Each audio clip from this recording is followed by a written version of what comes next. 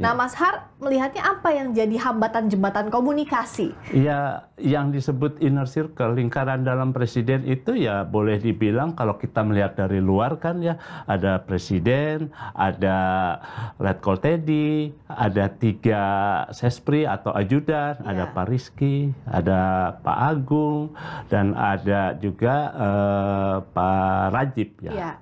Hanya itu aja. PCO itu yang boleh dibilang juru bicara presiden itu berada di luar, nggak bisa masuk. Bahkan kantornya aja kan, sekretariatnya di Jalan Veteran 3, di seberangnya Komplek Istana. Kantor pusatnya, tempat berkumpulnya deputi dan staf ahlinya PCO, ada di Gedung Kuarnas, di depan Stasiun Gambir. Semakin jauh dari lingkaran istana. Makin jauh gitu ya. Nah, dalam sehari-hari kita lihat kan, PCO maupun staf PCO itu jarang sekali bisa hadir dalam sidang kabinet, rapat terbatas, atau menteri-menteri ataupun tamu yang dipanggil presiden, ketemu presiden, didampingi oleh PCO. Itu nggak ada.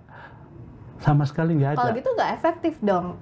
Sebagai juru bicara presiden yang harusnya punya akses, misalnya waktu zamannya Pak Jokowi KSP, itu kan masih lebih dekat aksesnya ke Pak Presiden ke-7 Jokowi. Nah, dengan PCO ini semakin jauh jaraknya untuk mengakses informasi dalam gitu, Mas Har. Ya, jauh dan jadi tidak efektif, sehingga wajar kalau dinilai PCO tidak menunjukkan kinerja yang baik, malah boleh ada yang bilang gagal.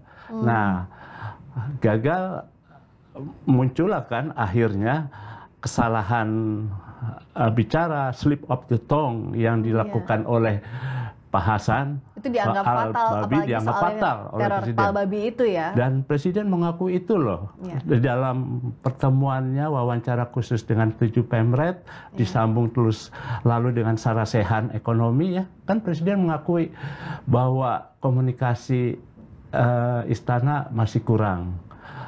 Dan ada kesalahan, sayalah yang bertanggung jawab.